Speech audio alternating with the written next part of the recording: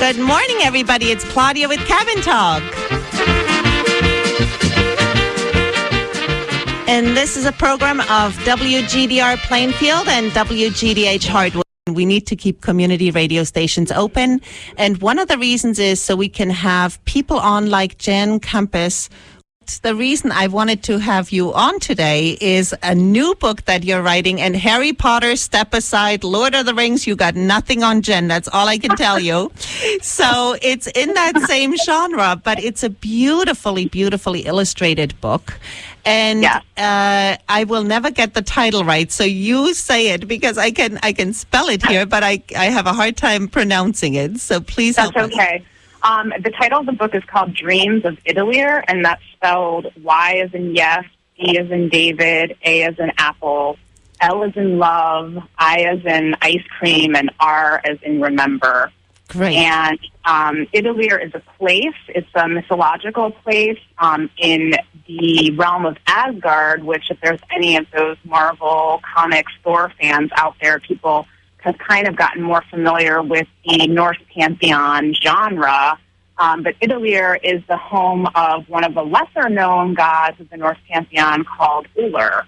Mm-hmm. He is mostly known to people these days as the god of the hunt. Also, skiing communities know him very well. There's tons of Uller fests that happen all over the world because he's also known as the god of skiing. And that's pretty much all anybody really knows about him. They know that he is the son of Sif, which makes him the stepson of the famous Thor. But he's not really that well known, even though archaeologically there's a lot of places that are named after him in Northern Europe. But it seems like somehow he fell out of favor during the history timeline. So tell us, Jenn, what made you interested in that specific time in history?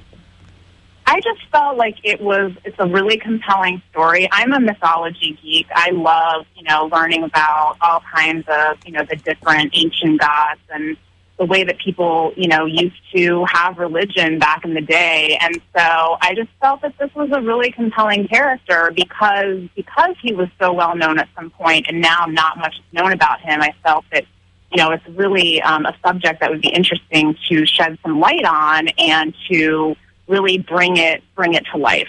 Right. Yes. And it's a Scottish orphan. Yes, so there's also a little bit, it's not really a modern twist because the mundane world part takes place in the late 1700s in lowland Scotland. And it's about an orphaned girl who really, kind of is just living a life, wondering what happened to her parents, hearing a lot of rumors. And then eventually she starts having dreams about Uller and about Ellen of the Waves, who is a goddess that also it plays a major part in this book.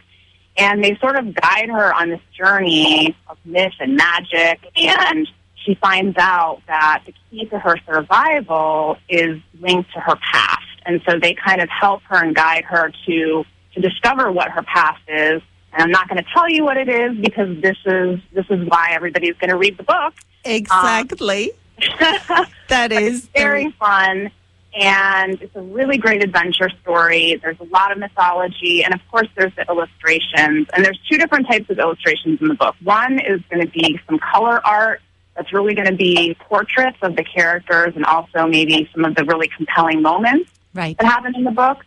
But there's also sketches because a lot of the book is written in journal format from the perspective of the heroine. Yeah, beautiful. So, and the illustrations were actually done by... by my fabulous husband, Roberto. Right. Who is a well-known illustrator in the industry. He's worked for Marvel Comics. He's worked for DC Comics and Game of Thrones and a lot of other, like playing card games and things like that. So he's been in the industry for over 20 years. Wonderful. And we've always done stuff together. And this is just, something that we're super passionate about. We've had a lot of fun doing, and it's just something that we really want to share with everybody now. And so when will the book be available, Jenn? There's two different paths to this book being available. The book is written. He still has some illustrations to do. Right now we're running a Kickstarter for it because we're trying to, move the timeline further ahead. There's 3 more days on the Kickstarter campaign, so if people want to jump on that, that'll get the book happening by this summer. We'll probably be able to ship things out like in August. Excellent. And if that doesn't go through, then we'll be doing it on our own, but it'll just take a little bit longer. So it will be available sometime in the not-too-distant future. Right. And Jenn, what is the website that we can pull people onto if they want to get in touch with you, if they want to, know more about the book? What is the website address, if you could put that out? Yes, it's www.dreamsofydalir.com. Great. And that is spelled again, Ydalir. Great. Well, thank you so much again, Jenn, for coming on. And it was a pleasure. And once the book is out, I would love to have you back. Thank you so much, Claudia, for having me. It was nice to chat with you. Thank you. Bye-bye.